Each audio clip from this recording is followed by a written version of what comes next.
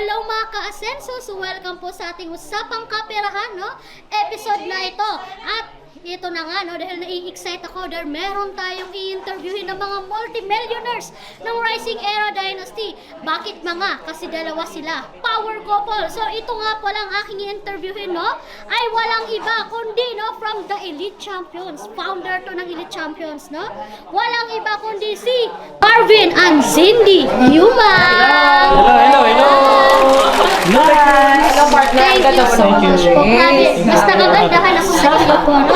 Thank you po at pinunlakan niyo ko sa ating interview. Bigla ang interview. No problem. No problem. Basta ikaw. Yes, at meron lamang po akong katanungan sa inyo. Yes. Being as a founder of Elite Champion, no, paano niyo po sinimulan yung negosyo na ito sa Rising Era Dynasty? Siyempre, una-una is kailangan may clear vision ka sa ano yung gusto mong puntaan. At saka siyempre, hiningi mo to sa Panginoon. Kasi ako, I'm talking for myself, hiningi ko to sa Panginoon na opportunity. Hindi pa naman siya exact na sinabi na red ka agad, pero yung mga hiningi ko through prayer, dito ko nakuha. No? Specific talaga yung hiningi ko. May kagrupo ako, magka-negosyo ako, makaka-travel ako, makaka-income, unlimited, mga ganon. Yes. So, marami. Yeah. So, ito, support pa ng wife ko. Yeah, oo. So, yun na nga sinabi namin, God-given business ito. So, in connection with sa sinabi ni Tycoon, so yung pag-build namin ng The Elite Champions, hindi siya madali. Yes, mahirap. Alam mo yan, partner, Yes, mahirap. yes. Pero isa lang yung... Pero hindi posible. Hindi posible, pero isa lang yung na-learn ko through the years, no? Sa pag-build ng negosyo, partner, kailangan talaga yon clear ang vision at the same time, clear din yung gusto mo sa heart mo na magtulong sa tao, hindi lang yung magpera-pera, kundi yung gusto mo talaga na tulungan sila kasi tatagal ka kung yun ang pinaka-goal mo sa kanila. Pero, syempre, partner, yung pinaka-importante, gusto nating tulungan, pero dapat yung tutulungan natin, gusto niya ding tulungan ng sarili niya. Ayan, grabe no? Parang grabe yung sagutan ba dito? Parang kumikilagot na naman ang aking balahibo. So, next ko po na katanungan, no? Paano nyo po na-maintain yung consistent nyo na pagiging top earner? Uy, Boys. Grabe! Gusto ko ng tips na yan. Siyempre, ang paggawa natin sa negosyo na to, kailangan din ng effort. Yes. Hindi to siya yung overnight na success. Yeah. Kailangan mo talaga, just like any other business or any other work, no, i-treat mo talaga siya as work ba na out. Yeah. Na you own the business, trabahuin mo talaga. Habang natutulog yung iba, ikaw nagtatrabaho pa rin. No? Madaling araw man yan or late at night. As long as you're building your business, tuloy-tuloy, yan, ang success will just come after that. Partner, anong madagdag mo dyan? Grabe, ano madadagdag natin, ma'am? Parang nasabi niya na lahat, pero ang sa akin is siguro magiging consistent kasi para sa amin, fame is just fame. Ang pinaka-heart talaga namin is makatulong talaga. Bonus na lang talaga ang pagiging consistent top earner. Siguro ang pinaka-heart namin is marami talaga kaming gustong tulungan. Kaya hindi kami nag-i-stop na makita yung mga taong gustong makatulong sa amin.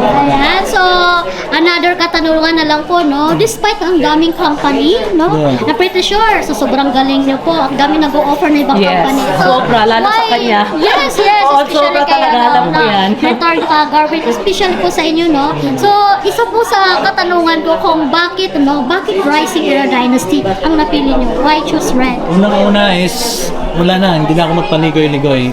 No other than our President and CEO, Yeah. Mr. Jayan Jaradera. Very totoo. No, wala kang makitang halong pinagkakapirahan ka. Wala kang makitang, very genuine, to be exact. Gusto ka niyang tulungan. Gusto ka niya i-guide. No, and maging successful sa ganitong opportunity. Yes. Never ko nahanap sa mga past companies ko ang home, yung feel at home na vibe or experience dito. Kasi magkakapamilya yung ating turingan dito eh.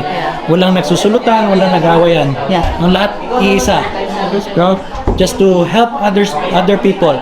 Yan yung aking nakikita. Aside from beautiful or wonderful products na effective din, maraming the system itself yung mga fellow distributors, yun yung nakakapag-keep sa akin dito sa Rising Hero Dynasty. Yeah. How about you, Mami? Sa'yo naman. Oo, so syempre naman, this is my first time actually. First time kong ganitong industry kasi siya ay ka-13 niya na. Ako first time, pero sabi niya nga sa akin paulit-ulit, bonus na lang talaga or blessing talaga na dito ka pumasok sa company na tama na. Ibig sabihin nun, mabuti na lang dito na ako sa company na pinasukan niya, which is Rising Era Dynasty. Kasi nga, sobrang nakita ko na may puso talaga ang company natin, partner. At may puso talaga yung company president. Kaya nag-i-stay talaga tayo, partner. Parang ikaw. Yes, Di ba? yes. Thank you so much. So, last request na lang po. Sure. Ano po yung message natin sa mga nasa red na pero ayaw pa rin trabaho ng red? Ayun. So, siguro, ito lang ang masasabi ko sa inyo. Lalo pa na feature kami. Maraming salamat sa pag-feature sa amin dito. Ang isa lang sa sasabihin ko, no, dito kasi sa Rising Era Dynasty, napakaganda na. Trabahuin mo na lang. Kung hindi ka nag-workout ngayon, kailan pa? Ang oras tumatakbo, ang pamilya natin tumatanda, at ang pangarap natin parating andyan lang. Panahon na po para tuparin ang ating pangarap at ating pangako sa ating pamilya. And kung ako sa inyo na nanonood, lalo pa sa grupo ni Madam Grace, kailangan nyo na pong simulan. Huwag nyo na pong patagalin kasi grabe, masasayang talaga ang oras. Di ba, partner? Yes, tama.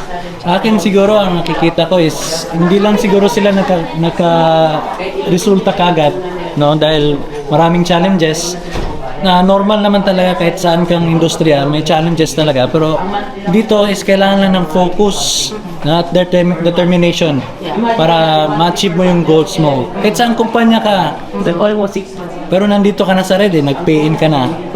Naminto ka man, sayang yung opportunity, pero hindi pa huli ang lahat. Pwede mong babaan ang pride mo, kung meron ka mang kuhan sa upline mo, you can start all over again. And you can do whatever it takes para sa pamilya mo, para sa mga anak mo, sa mga magulang mo. Gawin mo to. Yes. No? So, go lang. Ayan, thank you so much po, Miss Thank you so Yung much. mga partner, Mentor Garvin Lumang, no? So, grabe. And sa mga nakakapanood po nito, no, don't forget, i-follow po natin sila, no? Sa Elite Champion. And thank you so much po, mga kasenso! Bye!